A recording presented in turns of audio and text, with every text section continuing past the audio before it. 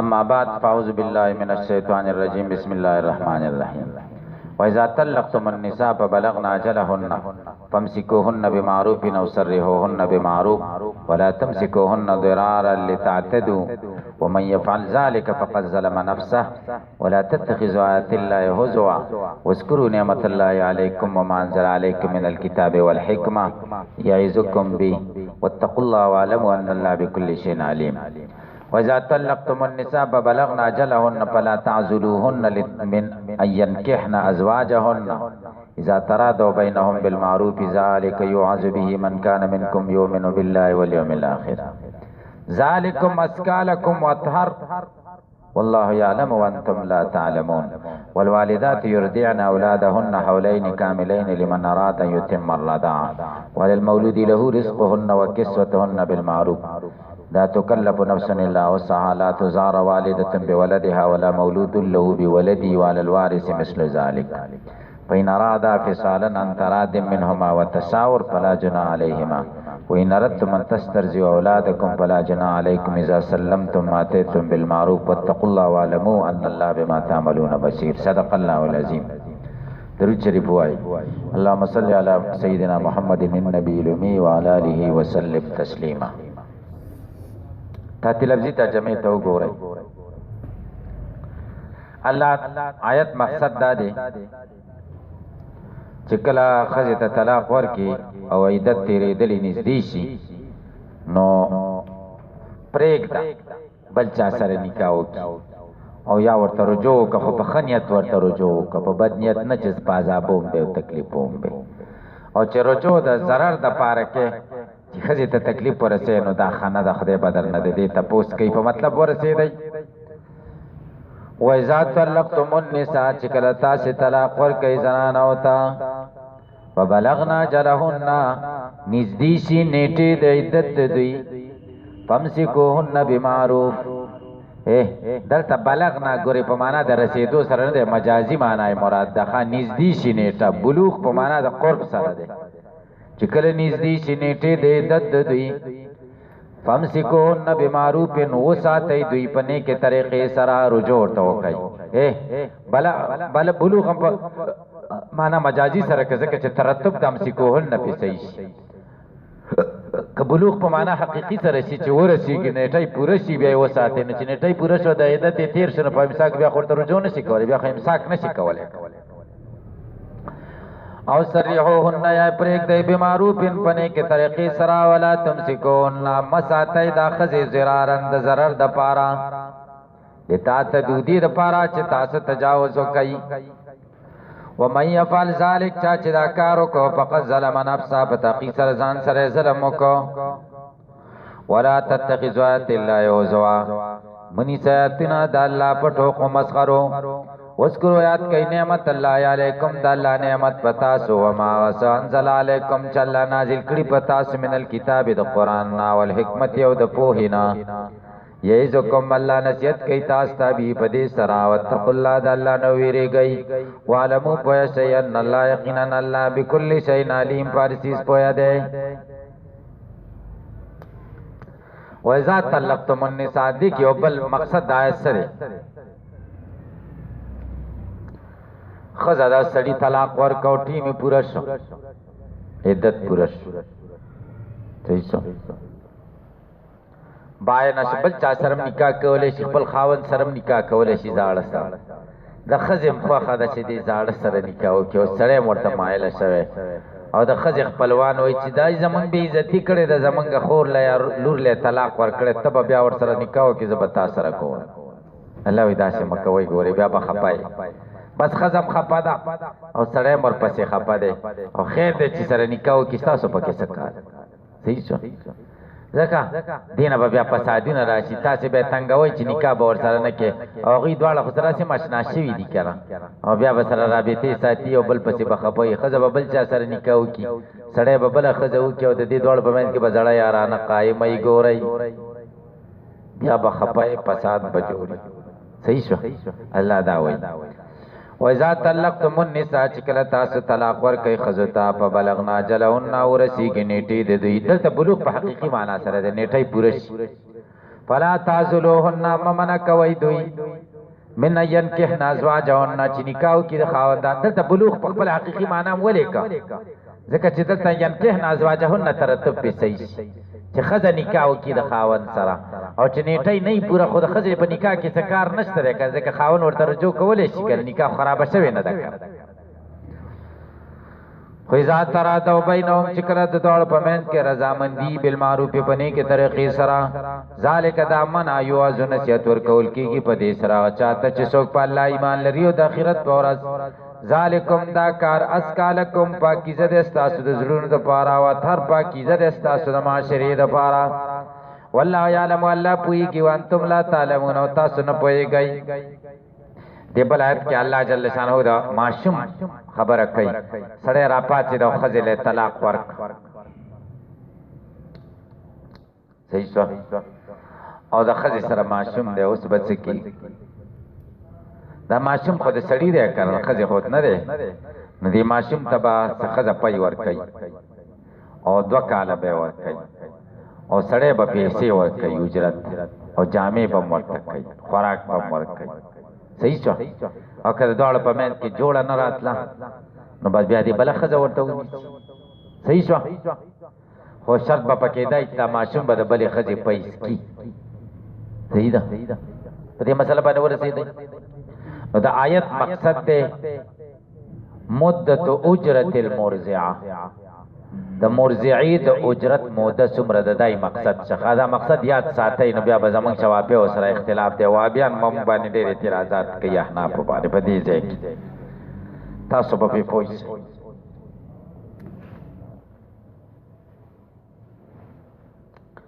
ګورئ مقصد د آیت دا نه دی چې موده د رضا بیانې چې د رضا څومره موده ده بلکې مقصد دا دی د مرضعی اجرت بیانې مرضعه مطلقه بسمرا زمانے پورے اجرت د بچی اخلي 2 کلو پورې په دې مسله کې اختلاف دی ماشوم د پي ورکولو ټیم سمره دی موده د رضا سمره ده امام ابو شافعی او امام مالک او احمد او زمنګ د مذهب ابو یوسف او امام محمد دیم ور سره دي د دې ټولو مذهب دا دی چې 2 کال موده د رضا ده حولین کاملین صحیح ده او د ابو حنیفه مسلک دا د 10 میاشتې دي 2.5 کال موده د رضا کمه 2 کال دا زیاته 3 کال 2.5 کال په پوښتنه تاسو مبوابی کتاب ده شیخ امین کتاب ده تقلید حقیقت تاسو وګورئ د قضیه په کې راوست هدایت کی دی مدت الرضاع 30 شهرا و قرآن کې الله وی چې والوالدات يرزين اولادهن حولين كاملين او بلان دي ورسره کړي او په هدایت کې دي چې 30 شهر 2.5 کال تناقضات دي ذکر کړي اکثر پکې دروغ دي دوکه پکې نه سیما کتلی دي ښا اکثر حواله دی او ځای ور کړی دا مسله نشته ما دا کتلی تاسو په پوسټ لیک نشلې کوي د چې عام سړی د سکول لکان هغه دوکه شي وګوره چې هدایت کې د قرآن خلاف خبرې دي تقابل پیش کړي ده ښا تاسو په دې مسله پوښتنه زمنګ دلیل سره اول خو زمنګ خبره ده چې د آیت په مودې د رضا بارک نه ده مودې د رضا بارک نور آیاتونه او احادیث زمنګ دلیل ده قران کریم کې الله حمله و فصاله 30 شهرا حمل او فصال د ماشوم 10 میاشتې ده د حمل نه د لاس لوبول دي د ماشوم د لاس لوبول او د پيونه جدا کېدل په پسو کې کیږي 2.5 کال اوس که څوک کوئی چې حمل په لاسو کې لوبول تی کم ځای کې راغلي دي دا خدای ځان نه خبره وکړه نه دا قران کې دي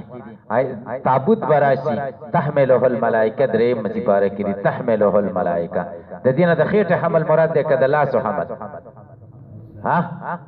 د لاسو حمل ملائکه به د صندوق په خېټه کې راوړي دا بکس په دغه کې په لاس کې به رنیولې حمل الته د حمل الید مراد ده دلته حمله حمل حمل الید مراد معنی حقیقی حمل الید پوښي بیا دی وینا د حمله و فصاله معنا دا چې د خېټه کې حمل او د پوینه جدایی په پدری 10 میاشتې کې کیږي نو خېټه کې ماشوم چې کم ده شپږ میاشتې اقل موده ده څومره ده نو مطلب دا چې اقل موده د حمل شپږ میاشتې نو شپږ میاشتې د دا لري که څو کاله پاتې 2 کاله پاتې شو دا دی وایي صحیح ده نو موږ ورته وایي چې د الله بندګانو ولې داسې ظلم کوئ چې حمل نه د خېټې حمل مراد شو د هغې نه کومه موده واخیسته اکثره که اقله اکثره خو یې 9 میاشتې ده که نه معتاده موده نو دلته هم د حمل نه چې د 6 میاشتې واخیسته نو د رضا نه ولې اکثر اخلی چې د رضا 2 کاله اکثر ده خو موږ وایو زت حمل دې شه د خېټې حمل دې مراد شه نو د دې اقله موده 6 میاشتې شوه او د رضا اقله موده ذکر ده چې 2 کاله او اکثره موده یې 13 میاشتې ده 2.5 کاله ده څو جواب باندې پوه نه شوئ دی وایي د حمل نه د خېټې حمل مراد دی او پیسال نه د تیو نه پیو نه لرې کول دي نو دا ټوله معامله به په څو کاله کې وشي په 2.5 کاله کې نو 6 کاله څه ته ویسته خېټې حمل ته ویسته حمل ته او 2 کاله چېرته ویسته او چې ورته چې د خېټې حمل خو 6 میاشتې نه 9 میاشتې وایي دلته اقله مراد ده خو ورته په دې دغه کې اقله مراد ده که نه په رضا کې اقله مراد ده که نه یو بام او 2 هوا صحیح شوه تاسې پې پوه شئ په دې ځای باندې که نه شئ پوه نو ګورئ د حمل نه حمل الید مراد دی زمونږ دلیل دا دی او که د حمل نه د خېټې حمل مراد شي نو بیا به د رضا نه اقله موده مراد شي او موږ د دې قایل یو چې 2 کاله ده اقله او اکثر 30 شهرا ده 2.5 کاله ده دې کې زما ډېر شک دې مسله کې ما ویلې زمونږ دلایل زمونږ دا وهابیانو زمونږ مذهب ته دومره ضرر نه دی رسولی لکه زمونږ حنفي ټیزنو مولیانو چې څومره ضرر رسولی حنفي مسلک نه خبر نه دی او نه کتابونه کتلي او نور د خپل دلایل معلوم دي دې مسلک کې زمونږ مذهب ډېر کمزوری دی څه دی هلکه ته په کمزوري څه پوهېږې دا اوسنیو مولیانو کې په کمزوري څوک پوهېږي کمزوري خو به هغه چې تا د فقه ټول معتمد مراجع کتلي تا ټول ظاهر روایت چې کوم کتابونه دي د امام محمد رحمه الله هغه دي کتلي او ته په علم اصولو کې ښه ماهره استنباط طریقه د کولی شي تخریج او ته پکې ووایې چې دا ضعیفه ده او دا کمزوری دی او دا قوي دی او ستا په حدیث باندې دې هم ښه جوور نظر وي نو ته ویلی شي چې یاره دا ضعیفه دی شیخ حسن جان رحمه الله به مسایلو کې تحقیق کوو دا ویل دلته زموږ مسلک ضعیفه دی خو هغه به دلایل ویلې که نه هغه خو په حدیثو جوور نظر و حدیث ورته ټول مستحضر و او د ټولو مذاهبو فقه یې کتلی وي نو موږ ته خو نه دي پکار چې موږ وایو دې مسله کې زموږ مذهب ضعیفه دی نه چې مفتابهي او فتوا پرې ورکړل شوي دې ته به ضعیفه نه وایو البته داسې ویلی شي چې ما ته دلایل نه دي معلوم ډېرې مسلې دي موږ له دلایل نه وي معلوم موږ پکې ټینګېږو هم چا سره نه ځکه موږ یې دلیل نشي پیدا کولی د دې دا معنا نه ده چې دلیل یې نشته ګورې دې مسلو کې کلک شئ تاسې پې پوه شئ ما چې احکام القرآن د جساس وکتو تاسې دې ځای باندې احکام القرآن د جساس که چا سره دا بیا وګورئ نو زما تشبیه وشوه چې د صحابو فتوی دي په 2.5 کاله رضا باندې د ابو حنیفه د ځان نه دا خبره نه ده کړې د صحابو فتوی دي په دې باندې چې 2.5 کاله باندې د رضا فتوی ورکړي دي او په دلیل کې حمل هو فیصال ثلاثه ما ویلې دا حمل نه څنګه حمل دی دې ته مې تشبیه مې نه کېده صحابو په استدلال کې او تابعینو دا پیش کړي دي تاسې پې پوه شئ او دویم اعلاء السنن د شیخ الاسلام علامه ظفر احمد عثماني رحمه الله ډېر ښایسته کتاب دی حنفي فقه دپاره د ده نه بهترین کتاب نشته دی چې روایت یې ذکر کړي دي استدلالات ګورې دې کې هم څوک دوکه نه کړي چې حولین کاملین ته به ورته وایې د آیت مقصد څه دی بیان اجرت المرضعه د آیت مقصد خو بیان مدت الرضا نه کوي که نه ګورئ والوالداتو میندې یرضعن پی به ورکوي اولادهن اولاد د دې ته حولین کاملین والدات نه مطلقي والدات مرادي که والدات مطلقي ها مطلقي مرادي دي که نه مطلقي والدات خو نه دي مراد که والوالدات میندې پی به ورکوي اولادهن اولاد د دې ته حولین کاملین 2 کلونه پورا لمن دا چا دپاره اراده چې اراده لري ان یتم الرضاع چې رضاعت پوره کړي خو علی المولود له ګوري د دې ټول آیت ته وګورئ بیا وعلی المولود له رزقهن په مولود له باندې په پلار د ماشوم باندې رزقهن رزق د دې والداتو دی وکسوتهن جامې د دې دی بالمعروف په نیکه طریقې سره لا تکلف نفس نب مجبور ولکیږي هیڅ یو نفس لا وسع مگر په اندازې د طاقت داغي لا تزار والدتن ضرر بنر رسول کیږي مور ته به ولدیا په سبب د بچی ده ولا مولود له بولد یو نه بپلار ته ضرر رسول کیږي په بار د بچی د کې چډيره تنخواته غواړي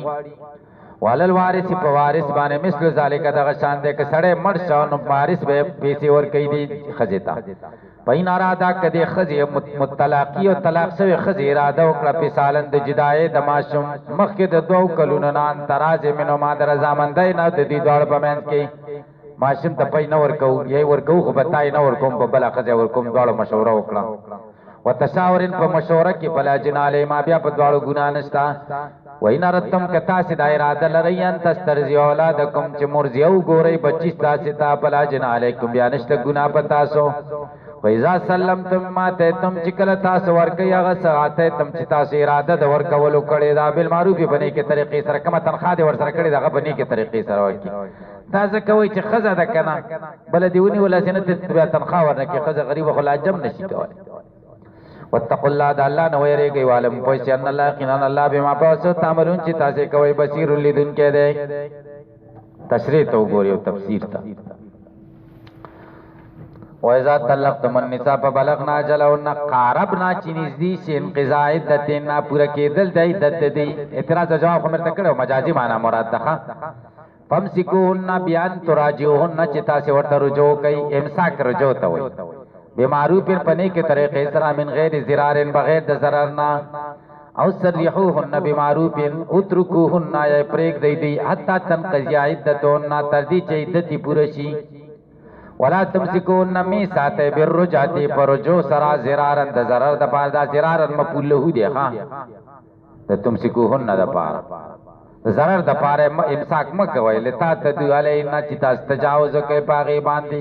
بل الجائل الابتداء چې مجبوره کې فدیه ته چتا ته خول در سره او التطلیقی یا مقصد د تطلیق دی او تدویل د حبس طلاق د مراد دی او حبس په زمانه په وخت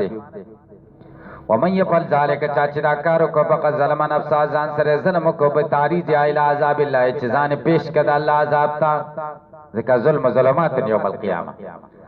ولا تتخذوا آیات الله من سیتنا د الله حزوا پټو خو محذوب بها دا د په اعتراض ده حزو دا مفعول ثانی د تتخذو ده او مفعول ثانی په مفعول اول باندې حمل دلته حمل د صرف وصف راځي که حزو خو صرف وصف ده دی وي حزو په معنا د محذوب بها سره ذات مال وصف به مخالفت یا په مخالفت د آیاتونو چې آیاتونو مخالفت کوي نو پټو خو مسخرو دیونه ولکن وذکروا نعمت الله یاد کې نعمت الله علیکم پتا سو بل اسلام چې اسلام نعمت و ما انزل علیکم دا و ما انزل علیکم عتب دې په نعمت الله وذکروا نعمت الله یاد کړئ وذکروا یاد کړئ ما هغه انزل علیکم چې الله نازل کړی پتا سو من الکتاب د کتاب نه قران اشاره کې چې الف لام مهدی دي والحکمه ما فی من الاحکام هغه چې په دې کې احکام یعظکم به الله نصیحت کوي تاسو ته به په دې کتاب سره بیان تشکروها بالعمل تاسو شکر وبا سید دې بالعمل به چاملو کوي تاسو په دې سره تشکروها چې شکر وبا سید دې نعمت بالعمل به چاملو کوي په قران سره دا شکر د نعمت دې واتقوا الله ويرګي د الله نه پوښي چې الله پر سیس پوهه دې لا اخفالی شین په دباري چې پټ نه دي وإذا طلقتم النساء چکل تاس طلاق ورکه خزتا په بلغنا جلونا ان قزت عدتهن عدتی پوره شي د اشاره کې چې حقيقي معنا مراد ده انقضاء العدت ولی ځکه ضرورت مجاز تکل کېږي چې حقیقت متعذر صحیح څه د حقیقت نه ده متعذر ته حقیقت متعذر او ځکه وام سکو نه ترتب به نه صحیح کېدنه ځکه ضرورت مجاز تا وکړه د تمانی د حقیقت نه څه فلا تعذلوهن خطاب دی اولیاء او تعالی خزم منع کوي لا تمنعوهن من دین ينکهنا چې نکاح او چې ازواجهن د خاوندان د دې سره المطلقین لهن چې طلاق ور سره ورکړي طلاقان سره بیا نکاح تاسو به خوند خلک خزل طلاق خزه ډیر قدر پکار دی دی پښتنو خزو ډیر قدر کوي قسم دې چې ګوري دا ایماندار خزي صحیح ده حیانا کې خزي دي ګوره حیا ده صحیح شو دا حیا ګوره نور خلکو کې نشته تاسو ګورئ حالات د دنیا څنګه دي د زنانو خلک مطلب اوریانه او په حاشیه طرف ته رجحان دي او دا د پښتنو ښځې د هیڅ نه دي خبره ٹھیک او بیا خاون به خوند راولګي طلاق ورکړي او غریب پریشان دي داسې کول نه دي پکار خیر دی داسې نه د چټول کارونه بسمي سب خبرې بسمي سب خرابي خراب باندې صبر کا پکول پکار دي څومره اجر دی پکې حدیث ده نبی کریم صلی الله علیه وسلم فرمایي چې خزم بدی شي یو صد وجنن ډیر خصي پتینه بب کې اخو سي پتونه راګورای اخو کارونه خم پکستا کبد صفات پکې نو خدا حدیث ده رنګه پختای نه پیدا ده کګینا قسمه نو ماتی او کپرې دې نو کګبای نمدا سے پر خودل پکا دی طریقې سره ور سره چلے دل پکا دا نه د چر وخت ته غوسه کې کو تک ته پدې سر باندې خې پدې یو گج نه دی پرې خزه بالکل وحل ندی پکار سپیړه بم نور کوي ګوري د خدای نبی را پکار ته ها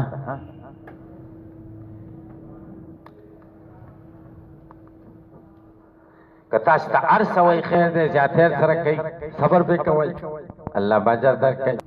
سرګل خاري سے اچنه ګورج کنا لأن سبب د نزول دا ان اخت معقل ابن يسار د معقل ابن يسار خور وطلقها زوجها طلاق ورکړ او زوج فاراد دي زوج اراده وکړ یراجعها چې رجوع دي په مناها معقل منع کړ دی رور کما رواه الحاکم دا بسنګ کیږي ته طلاق درکو زمنګ بی عزتی وکړو الله دا آیت نازل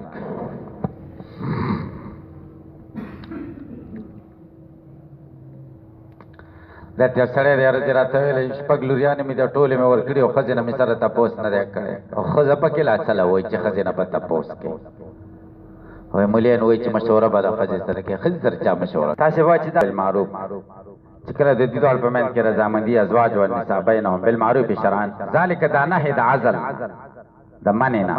یعذ به نشت ورکول کی من کان من کو یمر ولم الاخر وللن المنتفع به زکه دا فائدې والا چیز دی ذالکم ترک العازل دا ترک د منی اسکالکم پاکیزه د استاسو د زړونو د پاره او هر او پاکیزه د استاسو د معاشره د پاره لکم استاسو د پاره ولهم د دوی د پاره ولی لما يخشى على الزوجين من الربا زکه ویریږي په زوجین باندې د شک نه کړه بیا بل چا سره نکاح وکړه نو تب ویریږي چې هغه سره چرته تعلق ونه ساتي بسبب العلاقه په سبب د علاقه بینما د دواړو په من پرون می خبرونه کو کتل چې هندستان کې دا چل شوی دی یو خزه ده د شلو کلو د کدا تل سودا او بس خاون طلاق ورکړی دی او بس بیرته دواړه سره بیا اراده کړې ده چې به او بس یو بل سړي سره حلالې په نیت باندې نکاح کړی د 15 شپې کلو دی او هغه ته سبب طلاق راکړه چې چرته ما سره نکاح نه کړی عدالت کې نکاح کړی اوس فیصله عدالت تتلې ده عدالت ته وي د خزه د نه نکاح ورسره کړی ته 15 شپې کلو